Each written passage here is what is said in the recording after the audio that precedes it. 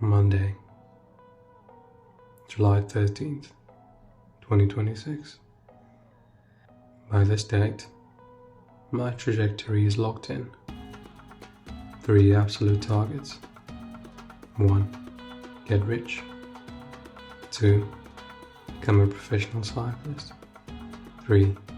Evolve into an erudite polymath. To me, true intellectual growth isn't a status symbol. It means becoming genuinely articulate, cultivating profound mental depth, sharpening critical thinking, and building an uncompromising appreciation for art and beauty. But a massive, systematic obstacle blocks my path. Institutional academia. Fortunately, I have a strategy, one inspired by the independent philosopher Jonathan B., which I intend to deploy immediately. The modern academic atmosphere operates like a marketplace. It is a giant machine. It doesn't value wisdom. It demands compliance, productivity, and standardized results. The sole purpose of this apparatus is to manufacture hyper-efficient corporate assets, technically skilled specialists who are highly compliant, easily interchangeable, and deeply conditioned to measure their entire self-worth through quantifiable metrics. In a system built like this, there is no room for genius, no room for critical thinking, authentic self-improvement, or anything that genuinely connects to human art. So, how does someone with massive ambitions navigate a world designed to hollow them out? The solution is to adapt to the AI revolution. I must AI-proof my academics. Many people completely underestimate the magnitude of the earthquake that is about to shatter our societal foundations. Jonathan B. highlights a profound concept rooted in Max Weber's legendary work, the Protestant ethic and the spirit of capitalism.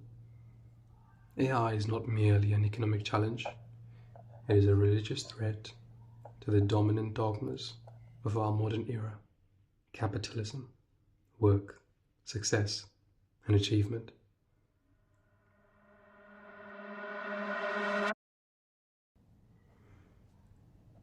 Weber argued that certain early ascetic Protestant sects, most notably the Calvinists, inadvertently birthed modern capitalism. Left with agonizing uncertainty over whether they were predestined for heaven or hell, they reframed labor as a sacred calling. They viewed marketplace success not as greed, but as a tangible sign of divine approval. They practiced brutal self-discipline, systematically reinvesting their wealth.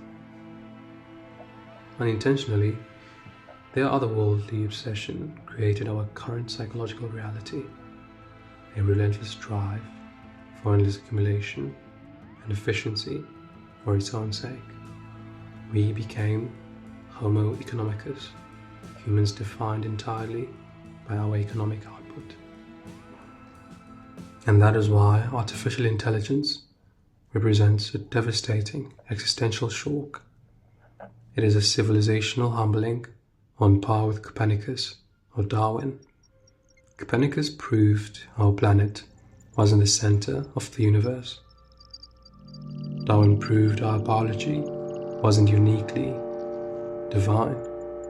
And now AI is proving that human productivity and analytical intelligence are nothing special. When AI permanently breaks the link between human labor and economic value, it will collapse the circular religion of capitalism. It will leave a terrifying vacuum in its wake.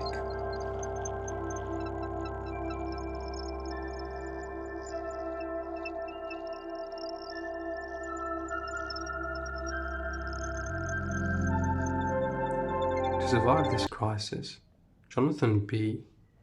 presents a vital blueprint built on two fundamental shifts. First, shift from production to cultivation. If you treat your mind like a machine built to produce generic essays or code, you are building a product that AI will automate instantly. Instead, we must return to the classical Socratic tradition.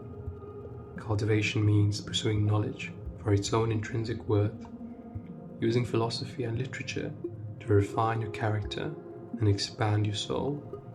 AI can generate a perfect analysis, but it cannot experience the deep interiority of human understanding. Second, cultivate taste, not just technical skill. In a world saturated with hyper-abundant, generic AI content, technical production values plummet to zero. The final human frontier is taste. AI has no biological gut feelings, no authentic life experiences, and no deeply held opinions. It defaults entirely to the statistical average. So, by consuming the great books obsessively and forming fierce personal convictions, you develop a distinct perspective that no algorithm can replicate. Now, how do I apply this philosophy to the gritty reality of surviving an academic institution right now? Simple. I become a strategist. I refuse to let the academic machine consume my time or shape my soul. I will treat traditional coursework not as an intellectual sanctuary, but as a compliance game, a game I intend to automate. By putting a structural leash on tests, essays, and tutorials, I free up my physical energy for pro-cycling and save my mental depth for genuine cultivation. To execute this, I have mastered a highly tactical AI toolkit. First, the literature leash. I bypass the bottleneck of mindless paper skimming using Elicit and Research Rabbit. Elicit acts as a hyper-targeted research assistant, extracting key findings from thousands of peer-reviewed papers in seconds. Paired with Research Rabbit, which maps out academic citation networks like a Spotify playlist for research, I can visualize entire fields of study from above without ever getting lost in the library stack. Second, the quantitative shield. When tutorials require heavy data processing or statistical modeling, I do not waste hours troubleshooting syntax. I employ Julius AI. By acting as an advanced computational partner, Julius takes my raw data, executes the underlying code, and creates precise visual models instantly. It transforms data analysis from a tedious mechanical chore into a high-level conceptual overview.